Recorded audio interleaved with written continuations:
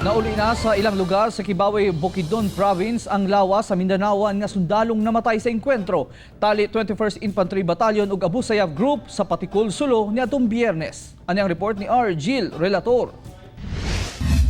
Duha ka tuig na ang nilabay, dihang malipayong nakabot sa usa ka batan-ong taga Kibawe, Bukidnon Province, ang damgo nga mahimong usa ka sundalo. Siya si Corporal Primark Valleser, 22 anyos. Apan ang katumanan sa iyang damgo, mausay nahimong giya sa iyang kamatayon. Usa siya sa 11 ka mga sundalong namatay, humana kay engkwentro ang tropa sa 21st Infantry Battalion ug mga miyembro sa teroristang Abu Sayyaf Group sa Patikul, Sulu niadtong Biyernes sa hapon. Naanad mi nga every night operation manawag siya daan kay magpaampo. Adto ra pud nga time nga dili siya sa amuan na nanghid.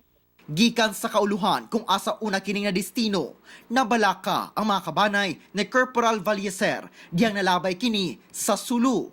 Hinoon, giisip kuno kini nga challenge ni Corporal Valleser.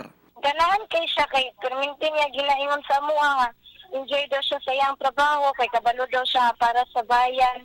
Mas sakit alang sa usa pa ka igsuon kinsa naa karon sa Tarlac nga dili na makakita sa ulahing higayon sa iyang kuya.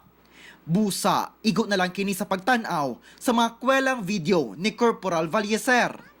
Daw duna nasab kuno kini panamilit. Kabala nilang mama sa kungsoon na babae na siya ang pingis sila kanang last ingon nga love di daw kay niya. Mati anak ko kuya, ayo pagingana kuya kay kanang dili may gusto nga mawala ka. Ana raman siya nga kanang basta pagamping mo permi. Niadtong Domingo, gisugat og pagsaludo ang pag-abot sa patayng lawas ni Corporal Valleser sa Military Flight Ramp, Tactical Operations Wing sa Eastern Mindanao Command.